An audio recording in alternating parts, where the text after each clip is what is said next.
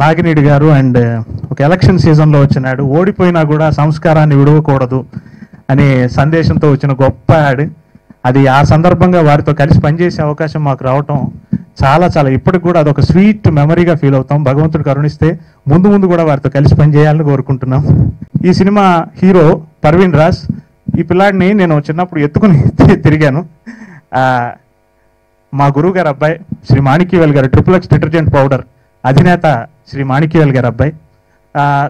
ఒక పెద్ద కంపెనీకి ఎండి అయ్యే అవకాశం ఉండి కూడా, అండ్ అదంతా తర్వాత ముందు నేను హీరో అవ్వాలి. సో బేసిక్గా నాకు XXX సంస్కారవంతమైన సూప్ అనేది నాకు చాలా గుర్తుండిపోయిన మాట. అందుకనే అలా XXX అని నేను చెప్పాను, సంస్కారవంతమైన సూప్ యాడేగా అన్నాను.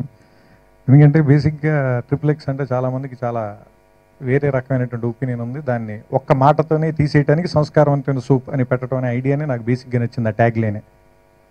అందుకని ఇంట్రెస్టింగ్ అనిపించి నేను ఫస్ట్ కలిసి మాట్లాడిన వెంటనే నాకు నచ్చిన విషయం ఏంటంటే వాళ్ళ యాడే కాదు, వాళ్ళకి కూడా చాలా సంస్కారం ఉంది.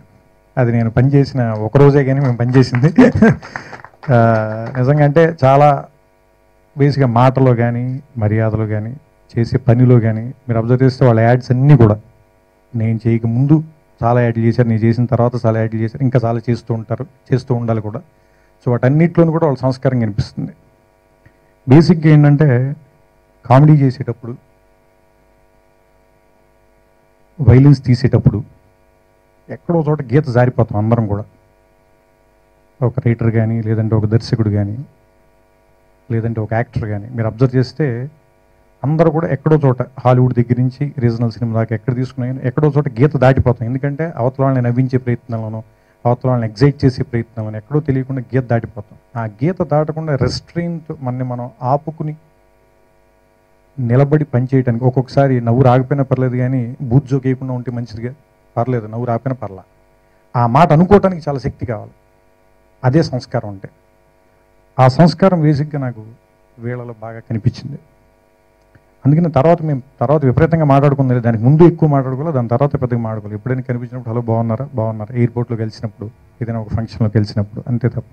కానీ అప్పుడు ఎలా ఉన్నారో ఆ తర్వాత ఎప్పుడు అలాగే ఉన్నారు. బహుశా ఒకవేళ నేను అనుకుంటాను ఎవరిదైనా నటన అయితే ఒక సందర్భం లేదా 2 సందర్భాలు, మ్యాక్సిమం 3 సందర్భాల తర్వాత ఎవరు ఎక్కువ నటించలేరు. వాళ్ళు ఒరిజినాలిటీ బయటకు వచ్చేస్తుంది.